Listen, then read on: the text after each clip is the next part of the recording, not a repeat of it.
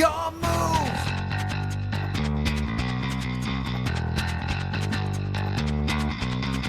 It's time to Hey guys, welcome back to Dueling Destination, and again, Happy New Year's. I hope you guys had a great holiday, enjoyed everything. Now it's time to get back on the Yu-Gi-Oh scene. As we all know, 2020 playing Yu-Gi-Oh was all about remote dueling. Hopefully this year 2021 we can get back and actually play some physical Yu-Gi-Oh. I do miss playing at locals, trading with my friends, and trying to get some tournament packs.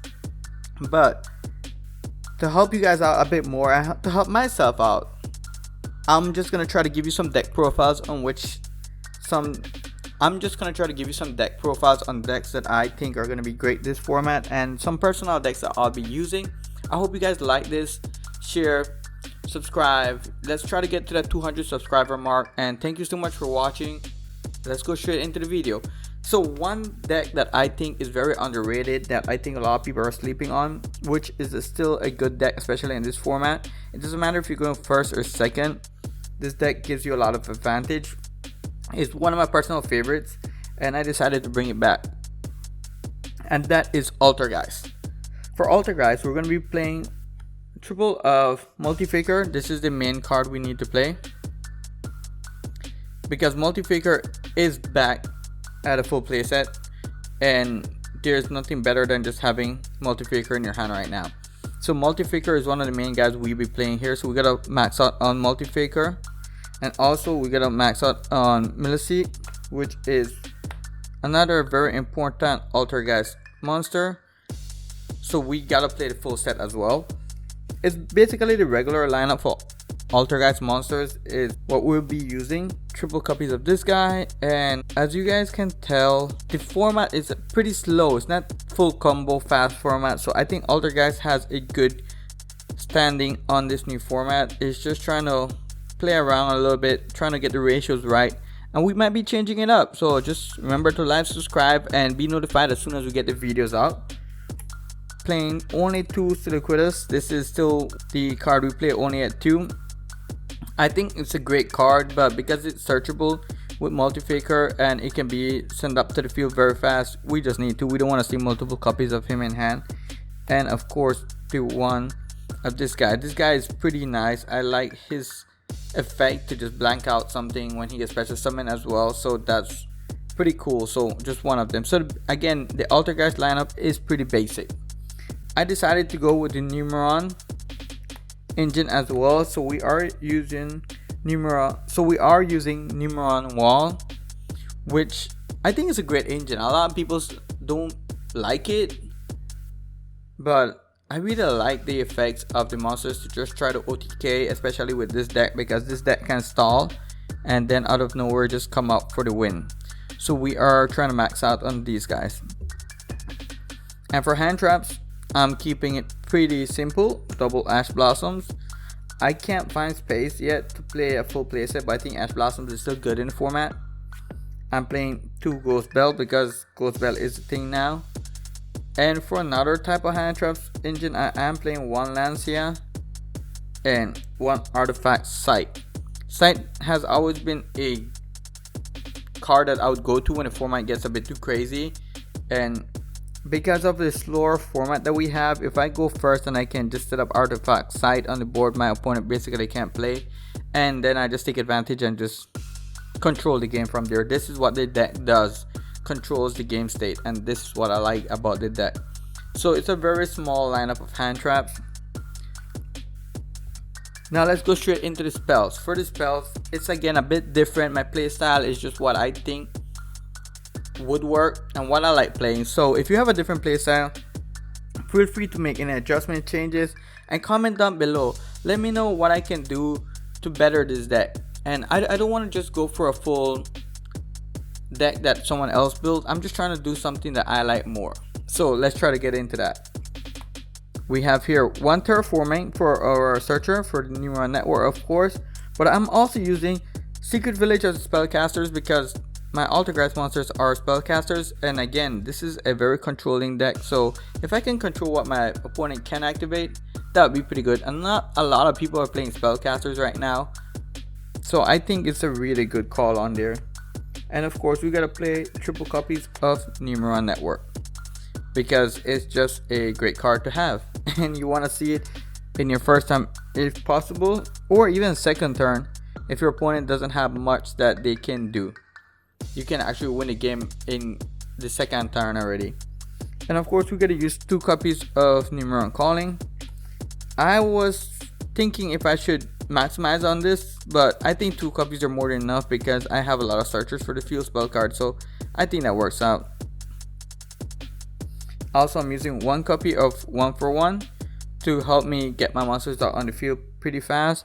And for the draw power in here, I know a lot of people are going to be thinking, why are you using the draw power that you're using? But honestly, this deck does not fully depend on the F-Zero combo, and the extra deck, if it comes out, it's pretty good. If you can get it first turn, it's great. And other than that, your Altergeist monsters just control the whole board for you. So I am using 2 copies of Pot of Extravagance. And yeah, I know it's different rarities, but this is what I have, so this is what I gotta use. And 1 copy of Upstart Goblin for a bit more draw power. Again, just having these guys first turn. I'm hoping never to banish all 6 copies of the Numeron XYZs I use in my extra deck. If I do, well, I just go into more of the Altergeist control aspect of the deck. So I have been working with these guys and they've been pretty good. For the trap lineup, it's a very heavy trap lineup, so I've been reducing some of the Altergeist traps, and I think a lot of people might not like the ratios I've been playing, but I've been liking it so far. For the Altergeist traps, 1 manifestation and 1 protocol. This is how I'm trying to keep it, because it is good, but I'm depending on my monster's effects more than my traps for the Altergeist cards. I'm using triple copies of Personal Spoofing because this one I do need to max out to try to get that multi-figure out as fast as I can. So you do want to see that first turn, and with the draw power I have, you have a high chance of seeing it. And another card that a lot of people are sleeping on this format is Crackdown. I think Crackdown is a great card because even if I go second, I have a lot of ways to defend myself, and just taking my opponent's monster, linking it away into something more powerful, it's gonna make me control the board even more. And Summon Limit, even if we get to a deck that would be going into a lot of combos, Summon Limit is always going to be great. And again, it's a slower format, so Summon Limit doesn't really affect you as an Altergeist player. It would affect more people that are trying to do more combos. So I think Summon Limit at 2 is great. And another card that I think is time to come back to the format is 2 copies of Summon Strike and 1 Judgment. Judgment is just because I don't know what people are playing and trying to wipe out my board pretty fast, and if I can Judgment and just keep the control, I don't think I need more than 1 copy of Judgment.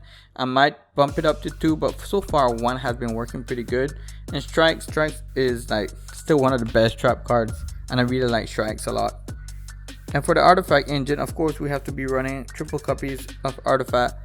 Sanctum is still one of my favorite trap cards. I really like this card, and I think this guy just makes the gameplay a little bit simpler for me, and that's what I like. So Sanctum is a must, and because I use Lancia, it's almost never dead. And of course, we gotta use triple Impermanence. Impermanence isn't that relevant right now in the format, but it's still a great trap card. There's not much replacements on here, so I've been trying to use Impermanence a lot more just because I want to make sure I get the full value of everything here. So that's the main deck, guys. Let's go straight into the extra deck. Okay guys, for the extra deck, it's a bit different than what you would normally see out there, so again, keep an open mind and you'll probably try to help me out. Again, just keep an open mind and try to see it in a way of a different type of style of playing Altergeist. We're gonna start off with, of course, one of number 1 for the Numeron gate, 2 number 2s. We're gonna use 2 number 2s, 2 number 3s. Let me see here. And of course, 2 number 4s. So for this actual engine, I decided to just use 7 of them because with the Extravagance, it's very rare that I would ever banish all 6 of them, and I don't need these guys in the later game. I need them at the earlier game to try to take control of the duel as fast as I can, and with the help of my trap cards I can set up my board with my Altergeist monsters the following turn. So I think this ratio is pretty good and it's been working out, and again you can do an OTK with these guys, so it's pretty cool. And I've been playing, of course you gotta play the S0 because it's one of the best cards, but honestly this deck does not depend on this card to control the whole duel. It depends on the trap cards a lot. This guy is just a cherry on top of everything.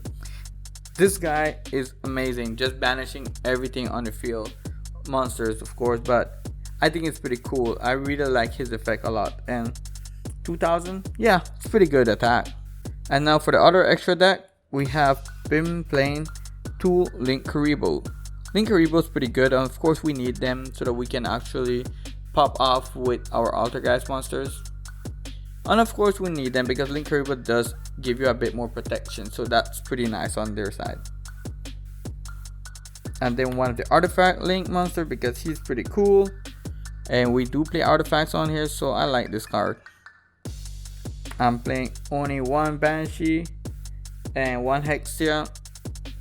Again, this deck does not depend a lot on the extra deck. If we do go into the extra deck, we just get more control overall, so I think that's pretty nice. And I'm using, to finish out the games, 1 Borrowthor Dragon because I can get control of the game very easily, start returning everything back and just try to OTK again. So this is a very controlling deck which gives you the ability to OTK very fast as well. So guys, remember to like, subscribe, share with your friends, and I hope you did enjoy this video as much as I did. Thank you so much for watching, and I'll catch you guys in the other deck profile.